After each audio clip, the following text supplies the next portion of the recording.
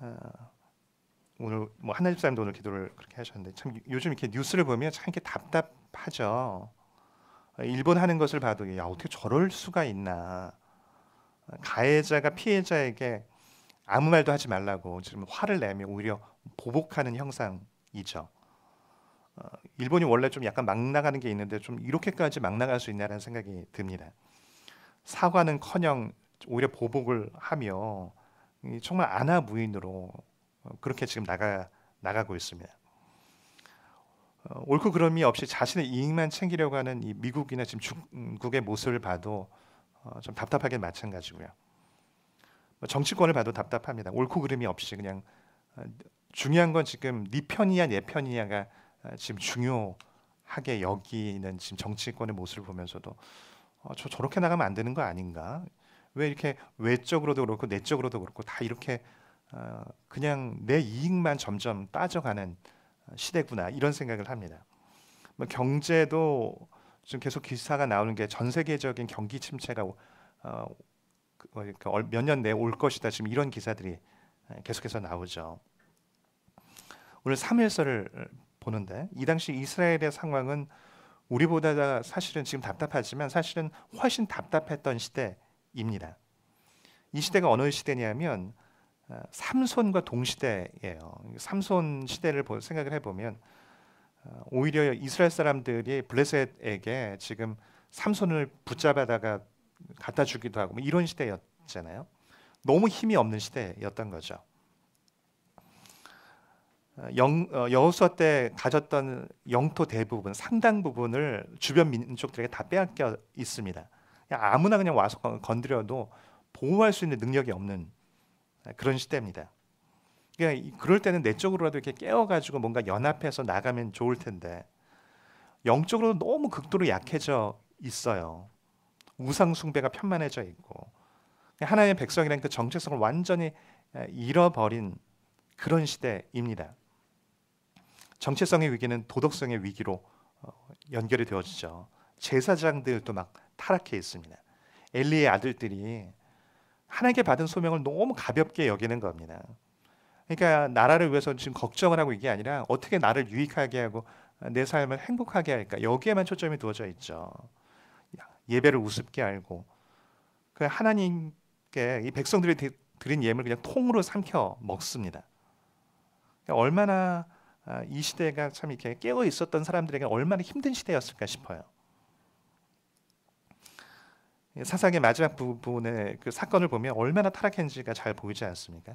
지나가는 행인과 동성연애를 하겠다고 막 문을 부수려고 하는, 또 자기가 살겠다고 자신의 첩을 불량배들에게 넘겨주는, 그건 또 죽게 되는, 그냥 뭐 소돔과 고모라 땅과 차이가 없는 정말 가치관이 너무 엉망인 그런 시대, 외적으로나 내적으로나 다 엉망인 시대였던 거죠.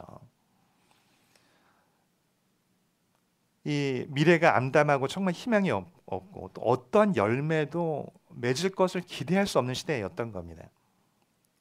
근데 이 암담한 시대에 또 가정 이야기로 지금 시작을 하거든요. 이 아무 열매가 없는 암담한 한 여인의 이야기로 시작을 합니다. 전쟁 이야기로 가득 찬 이 사무엘서에서 암담한 한 여인의 이야기로 시작하는 것은 이유가 있습니다. 이 사방에 꽉 막혀 있는 이 국가적인 위기 가운데서 이걸 어떻게 극복할 수 있을까? 이거 진짜 인간적으로 아무것도 답이 없는데 이거 어떻게 극복할 수 있을까? 이 소망이 없는 연약한 여인이 어떻게 극복했는지를 보여줌으로써 이스라엘이 어떻게 이 현실을 극복해야 하는지를 보여주는 겁니다. 결혼했지만 아이가 생기지 않고 출산이 이루어지지 않아요.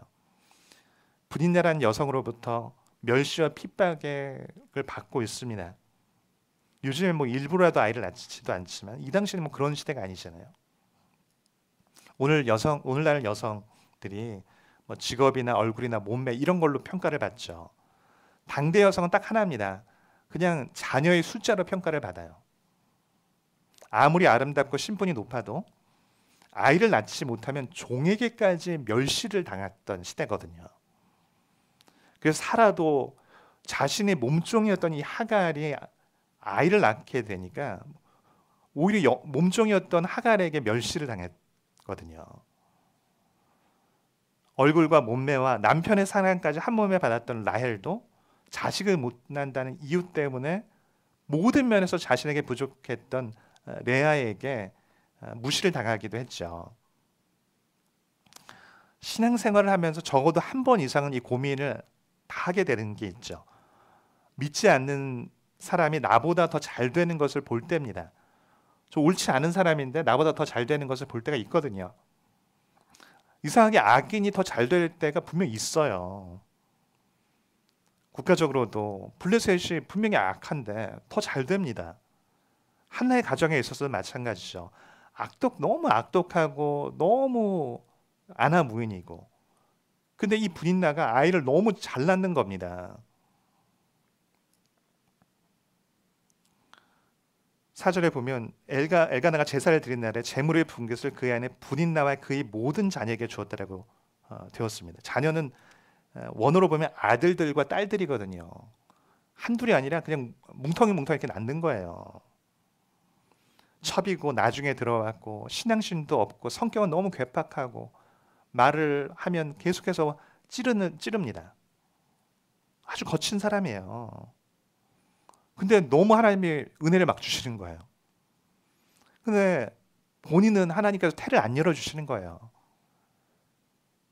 신앙생활을 열심히 하고 사는데 신앙도 없고 주일도 제대로 안 지키는 저 인간에게 하나님께서 더 많은 복을 주시는 것이 보입니다. 신앙이 없는 사람은 가시적으로 뭔가 보여지는데, 신앙이 있고 기도를 하는 사람인데 오랜 기간 아무 열매가 없을 때가 분명히 있어요. 신앙생활하다가 뒷걸음질 치는 이유가 다 여기에 있죠. 이게 뭐냐는 거예요. 믿는다고 뭐가 유익하냐. 아니 내가 여태까지 한 게 무슨 의미가 있나. 저렇게 하는 거 아무 상관없이 기도라는 것도 뭔지도 모르고 하나님 무시하고 대놓고 무시하는 저 사람이 잘 되는데 내가 이거 하는 게 무슨 의미가 있나. 이 혼란 가운데 세상으로 그냥 달려가 버리는 경우 굉장히 많죠. 이스라엘이 이 질문 가운데 우상 숭배에 빠진 거거든요. 이런 우상 숭배가 뭐 특별한 게 아닙니다. 하나님을 기다리는 것 대신에, 기도 대신에 세상적인 방식으로 성공하겠다라고, 그 마음이 우상 숭배의 가장 핵심적인 마음이에요. 모든 신앙인은 이 고비가 있고, 그리고 신앙이 정말 깊이 가기 전에 하나님께서 오히려 이 상황을 만들어내세요. 세상적인 방식으로 성공하는 사람을 옆에 붙여놓고 오히려 그 사람이 나를 공격하는데도 하나님이 나를 보호하지 않는 것 같은 때가 있습니다. 나는 앞뒤가 하나도 안 보이는데 저렇게 그냥 있는 방법 없는 방법 다 쓰는 저 사람은 너무 잘 됩니다. 참 6절에 재미있는 표현이 나와요. 뭐라고 되어 있습니까? 여호와께서 그에게 임신하지 못하게 하심으로 그의 적수인 부인인 나가 그를 심히 격분하게 하여 괴롭게 하더라. 그냥 우연히 임신하지 못했다, 그냥 건강이 안 좋아서 임신하지 못했다, 이렇게만 해도 사실 마음이 쉽지 않은데 하나님이 임신하지 못하게 하셨대요. 옆에 또 대적도 딱 붙여놓고 너무 힘들게 만드셨다는 거예요. 얼마나 괴로웠느냐 하면 7절 8절을 보면 울며 밥을 먹지 않을 정도로.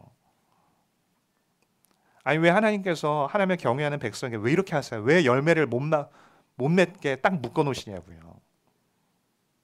왜 하나님께서 일부러 의지적으로 하나님 백성에게 이렇게 하시느냐 하는 겁니다. 제가 보니까요, 우리가 그 과목도 공통 과목이 있고 선택 과목이 있잖아요. 근데 하나님을 정말 경외하며 나아갈 때 공통 과목이 이거더라고요.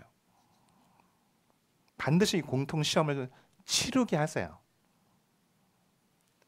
하나님을 깊이 뿌리를 내릴 때 이 시험을 거치면서 마음에 미혹되지 않고 세상 방법이 아니라 그냥 하나님만 믿고 우직하게 하나님께 뿌리를 내리려고 할 때 그 과정을 통해서 하나님의 사람이 만들어집니다.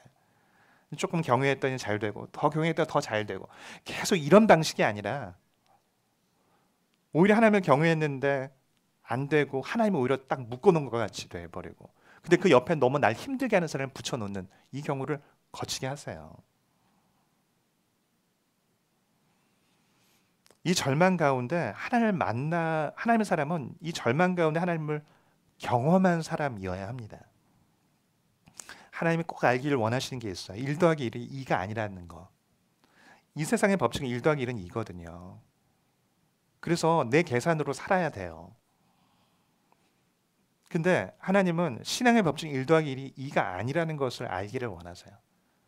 근데 신앙의 처음 법칙은 1 더하기 1은 2도 아니고 1도 아니고 오히려 0이거나 때론 마이너스가 될 때가 있어요. 근데 그 가운데 하나님을 잃어버리지 않고 딱 붙잡고 되면 그게 1 더하기 1이 2가 아니라 20이 되기도 하고 200이 되기도 하고 2000이 되기도 하는 거죠. 하나님은 우리가 인간적인 계산으로만 사는 것을 싫어하십니다. 근데 우리는 전능하신 하나님을 믿는다고 하지만요, 여전히 내 손 안에 있는 것으로 내 상식 가운데 사는 게 우리의 일반적인 모습이에요. 상식의 선을 넘어가지 못하는 게 참 많아요. 여러분 한번 생각을 해보세요. 여러분의 삶에서 내가 하나님을 믿었기 때문에 그 상식의 선을 넘어서 하나님 때문에 상식의 선을 넘어서 믿음으로 도전해 본 건 얼마나 있습니까? 많은 경우 내가 안 되면 하나님도 안 된다라고 여깁니다. 하나님을 의지하고 내 한계를 뛰어넘는다라고 하는 게 그 감이 무엇인지를 몰라요. 한 번도 경험해 본 적이 없는 사람도 너무 많아요. 하나님이 살아계시다는 것도 알아요. 다른 사람에게 역사한다는 것도 압니다.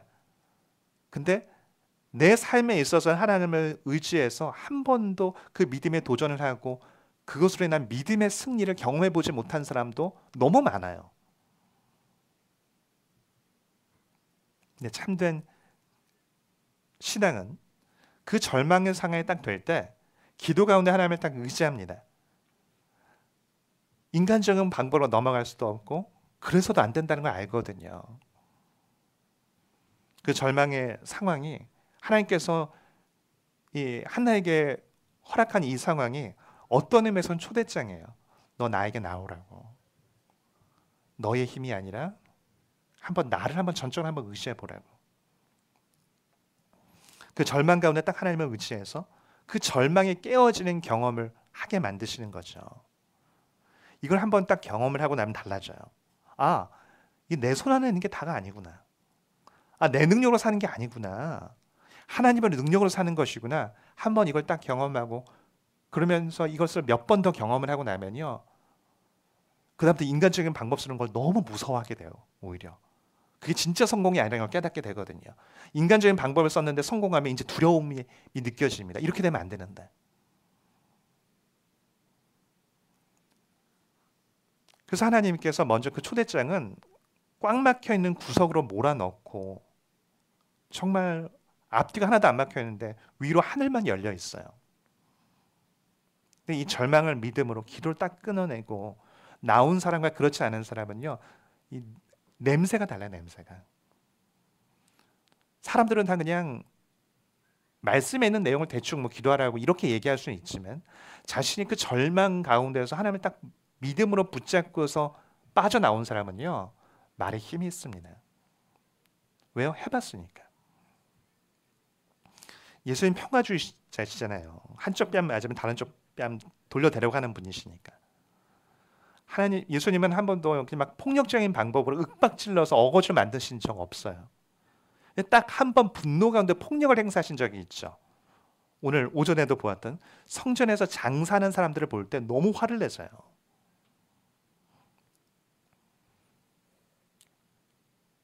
마가복음에 보면 성전에 들어가서 성전에서 매매하는 자들을 내쫓으시며 돈 바꾸는 자들의 상과 비둘기 파는 자들의 의자를 둘러 엎으시며 아무나 물건을 가지고 성전 안으로 지나다니면 허락하지 아니하시고. 대단하시죠. 많은 사람들이 물건을 파는데 그냥 잠깐 화를 내신 게 아닌 것 같아요. 다 그냥 일대 소란을 일으키신 거예요. 막 내쫓으시면서 막 의자를 다 둘러 엎으시고 막 지나다니는 것도 막 혼자 막으시고, 굉장히 독특한 그런 모습을 보이신다고요. 그 제사장이 와서 너 무슨 권한으로 이런 일을 하는 거냐고 따질만 하죠. 사실은 인간적으로 보면. 예수님 정말 화가 나셨던 건 그냥 다 엎으셨던 거죠. 이 그림 잘 상상이 안 돼요. 막 예수님이 화를 내면서 못 들어간다고 이렇게 이야기하니 어떻게 이런 상상할 수 있겠어요? 제자들도 굉장히 놀랐을 거예요. 한 번도 이런 모습을 안 보이셨던 분이니까. 예수님께서 왜 그러세요? 인간적인 계산으로 사는 게 싫은 거예요. 성전 안에서도 1 더하기 1이 2라는 그 계산으로 사는 건, 그 하나님을 바라고서 그 기도로서 사는 게 아니라 그냥 여기서도 그냥 계산기 두들려 사는 그 모습이 이 안에도 들어와 있다는 게 너무 싫으신 거죠. 그러니까 기도라고 하는 게 뭐예요? 그러니까 하나님께 여백을 드린 게 기도예요. 내가 다 채우는 게 아니라 내가 다 할 수 있지 않다라는 것을 깨닫고 하나님께 하나님이 하실 것들을 남겨놓는 게 기도라고요. 그러면서 17절에 성전이 무엇인지를 예수님께서 정의하시죠. 기도하는 집이라고. 단순하게 그냥 계산으로 사는 게 아니라 기도하는 거라고. 기도하는 곳이라고. 절망 가운데 내 힘으로 안 된다고 고백하는 사람이 항복의 손을 높이 들고서 나아오는 것, 이게 교회여야 한다고. 그 절망 가운데 하나님, 내가 바랄 게 하나님밖에 없다고 그 고백하는 사람이 하나님을 체험하고 하나님의 능력을 체험하는 것이 성전이어야 한다는 거죠. 여러분, 교회가 교회다울 때 어떤 모습이에요? 기도로 움직이는 교회가 교회다운 것이에요. 기도가 빠진 교회는요, 인간이 이래요. 하나님이 했다고 얘기하자면 사실 다 이 사람이 했다는 걸 알아요. 결국 그 가운데 들어가는 건 사람이에요. 아주 예외적인 경우를 제외하고는 대개 보면 모든 부흥하는 교회들은 대부분 다 기도가 살아있는 교회예요. 문제가 있으면 금식하고 문제가 있으면 처리하고 그렇게 해결하는 것을 그 교회가 기본적으로 당연하게 여기는 교회라고요. 기도해야 되지 않냐고, 처리하라고, 금식하자고, 같이 독려하면서 같이 도전하면서 또 그러면서 그것을 그 하나님이 그 가운데 정말 하늘문을 열고 일하시는 것을 맛본 사람들, 그 간증 있는 사람들이 모이는 것, 이게 교회여야 합니다. 이 연이 하나님께 나온 이유는 극히 개인적이고 인간적인 이유 때문이었죠. 후처로 들어온 분인나가 아이를 낳고 본처인 자기 자신을 무시하고 학대했기 때문이었거든요. 그 무시와 고통, 서러움 때문입니다. 우리 대부분 하나님께 나아가는 건요, 고상한 이유로 나오지 않아요. 삶의 곤고함, 어려움, 절망, 그 어려움을 해결하기 위해서 나갑니다. 근데 그래서 나중에 이제 그 믿음이 생겨도 교만할 수가 없는 이유가 여기에 있어요. 내가 잘나서 믿음이 생긴 게 아니라 그냥 내 문제 해결하려고 나왔다가 예수를 만난 거거든요. 아픔과 곤고, 그 절망 가운데 나왔어요. 뭐 자랑할 게 있겠어요. 그러니까 정말 이 한나는 인간적으로 자기 자신은 죽은 나무와 같아요. 열매를 맺을 수가 없다고요. 아무리 해도 안 돼요. 근데 이 기도라고 하는 건 뭐예요? 의지할 수 없는 사람이 그냥 다른 것도 할 수 있는, 내 힘도 있는데 그냥 기도도 하는 게 아니라 내 힘으로 해도 안 된다는 것을 아는 사람이 하나님께 전적으로 매달리는 게 기도예요. 그러니까 인생이 내 힘과 내 뜻대로 되지 않는다라고 하는 것을 인정하는 사람들의 그 진실한 태도가 기도라고 하는 것이죠. 고통의 원인은 분인나였습니다. 자신에게 못되게 대했고 잔혹하게 대했습니다. 한나가 분인나와 똑같았다면 어떻게 했을까요? 야, 네가 첩주제, 감히 나한테 이럴 수 있냐? 그냥 싸워서 머리라도 뽑았겠죠. 근데 한나는 알아요. 저 분인나와 싸워서 해결될 문제가 아니라는 걸 알아요. 분인나도 사실은 마음속에 분노가 있는 사람이거든요. 마음속에 해결되지 않는 이 분노가 있는 사람은 싸워서 해결될 수 있지가 않아요. 그건 냅둬야 돼요. 대화로 해결될 수 있다면 대화로 해결을 해야 되지만 안에 분노가 있는 사람은 옳고 그름을 이야기해도 사실 옳고 그름을 따지려고 하는 게 아니라 그 안에 자신 안에 있는 그 분노를 해결하지 못하기 때문에 지금 싸우는 거거든요. 그런 사람과 같이 싸우면 같이 수렁해요. 대신에 한나가 하는 게 무엇입니까? 10절, 우리 1장 10절 함께 봉독하겠습니다. 한나가 마음이 괴로워서 여호와께 기도하고 통곡하며. 상처를 준 그 사람과 환경을 탓하는 것 대신에 하나님 앞에 나아가서 기도하고 통곡을 하는 거죠. 통곡하며 흐느끼며 기도를 한 겁니다. 교회는 그런 곳이어야 돼요. 막 아주 고상한 곳이 아니라 눈물이 있고 통곡이 있고 아픔을 토해내는, 약간 어떤 의미에서 좀 거친 날것의 느낌이 있어야 한다고요. 기도를 그냥 고상하고 예의 바르게 해야 한다고 생각하는 분들이 있어요. 아니에요. 내가 서러움, 아픔을 다 토해내는 것이어야 됩니다. 네, 하나님 앞에서 울면 사람 앞에 당당해질 수 있더라고요. 근데 하나님 앞에서 안 울고 예의를 차리면요, 사람 앞에서 비굴해져요. 집착하게 되고 고집만 남게 됩니다. 하나님 앞에 울며 통곡함으로 사람 때문에, 환경 때문에 울지 않게 되기를 축복합니다. 여러분, 하나님께 영광 돌리는 건 우리 어떻게 돌려야 되는 겁니까? 시편 50편 15절에 저 위로가 되는 말씀이 있어요. 환난 날에 나를 부르라. 내가 너를 건지리니 내가 나를 영화롭게 하리로다. 하나님을 영화롭게 하는 방법이 뭐라고요? 환난 날에 하나님을 부르는 거래요. 절망 가운데 그냥 내 힘으로 해결하려고 하는 게 아니라 하나님 앞에 나와서 살려달라고. 내가 의지할 게 하나님밖에 없다고. 그렇게 고백하면서 하나님 앞에 황복선을 높이 들고 나오는 것. 그게 하나님께 영광 돌리는 방법이래요. 그렇게 일을 하시면 이건 하나님이 하셨다는 게 보이니까요. 기가 막힌 운동에 수렁에 빠졌다고 하나님께 나오는 게 아니더라고요. 옆에서 보는 사람은 너무 답답해 죽을 것 같은데 어떻게 저렇게 기가 막힌 상황이 있나. 본인은 막 끄떡도 안 해요. 보기에는 억세지 않은데 실제 하나님 앞에서 억센 사람이 너무 많아요. 정말 절망적인 상황인데 끝까지 사람 의지하고 인간적 방법은 다 쓰지만 치사한 방법 다 써보면서 기도는 안 해요. 기도는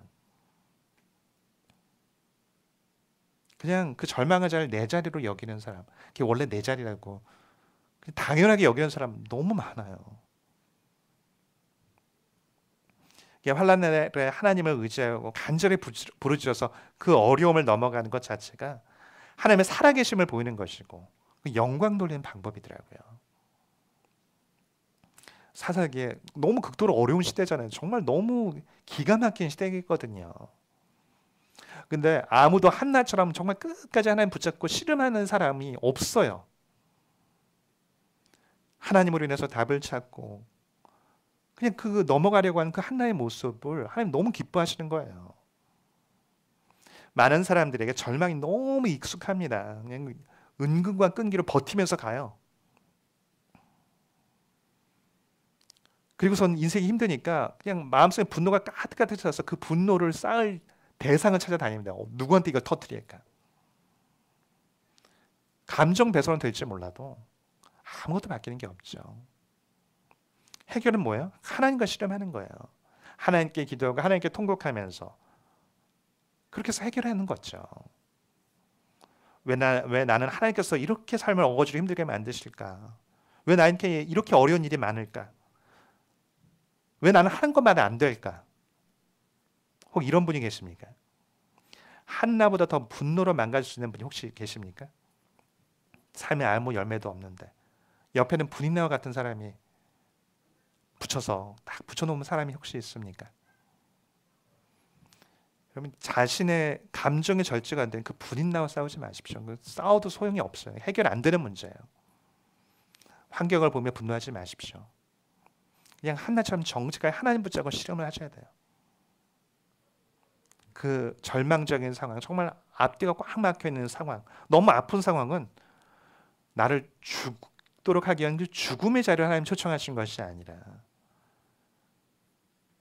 하나님의 능력으로 살라고 그 삶의 자리로 사는 자리로 초청하신 것임을 믿습니다. 아멘. 우리 하나님은 실수하는 분 아니세요. 때로 억울한 욕을 듣고 같이 맞싸우지 않고 하나님 때문에 참으면 하나님 그거 다 기억하시더라고요. 보니까 때가 되면 내가 그거 다 기억하고 있었다고. 같이 맞싸우면 그건 자기 감정은 해소될지 몰라도 하나님은 기억하시지 않아요. 오래 같이 어려워지죠. 지금 참으면 나중에 열매가 딱 맺혀지면 그때는 명확하게 드러날 때가 옵니다. 누가 옳았는지, 누가 하나님의 사람인지, 누가 믿음대로 갔는지, 아니면 내 감정대로 갔는지 때가 되면 드러나요. 지금 아직 드러나지 않는데 싸울 필요 없거든요.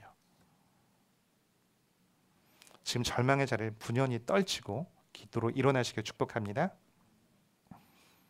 그 절망의 자리는 하나님의 백성의 자리가 아니에요. 그걸 당연하게 여겨서는 안 됩니다. 자신의 삶이 이스라엘은 때로는 이 절망의 자리가 내 자리로 여겼던 때가 있었거든요. 그때 하나님께서 이스라엘에게 말씀하십니다. 여호와의 말씀이니라. 너희를 향한 나의 생각을 내가 아나니 평안이요 재앙이 아니니라. 너에게 미래와 희망을 주는 것이니라. 너희가 내게 부르시며 내게 와서 기도하면 내가 너희들의 기도를 들을 것이요 너희가 온 마음으로 나를 구하면 나를 찾을 것이요 나를 만나리라.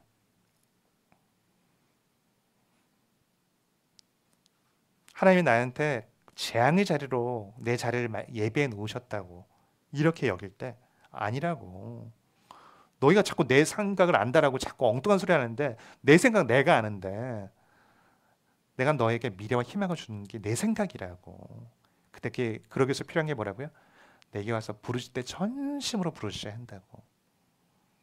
그럼 나를 찾고 나를 만나게 될 거라고. 여러분 기도를 꼭 결단하십시오. 근처 여기까지 오시는 게 좀 먼 분들이 계시니까 근처 교회라도 꼭 기도의 시간을 확보하세요. 전심으로 부르시는, 어떤 의미에서 충분하게 부르시는 그 기도의 시간들. 아이가 너무 어려서 안 된다면 집에서라도 시간을 딱 정해서 하나님만 의지하겠다고. 내 손에 있는 것으로 내 능력으로 내 발로 살지 않겠다라고 그렇게 결단하며 나가십시오. 그리고 그 가운데 정말 하나님이 살아계시다라고 하는 걸 삶으로 증명하십시오. 그래서 여러분들의 삶을 볼 때 하나님 정말 살아계셔. 저분 봐. 저분의 삶을 보면 정말 하나님이 살아계셔. 그렇게 삶 자체가 도전이 되고 간증이 되는, 그래서 간증을 만들어내는, 지금의 어려움이 그냥 어려움으로 남는 게 아니라 그냥 인간을 의지해서 어떻게 빠져나오면 그냥 빠져나온 것이지만 하나님을 의지해서 빠져나오면 다 간증이 되고 영적인 근력이 됩니다. 하나님을 붙잡고 믿음으로 승리하는 복된 성도 되어지기를 축복합니다.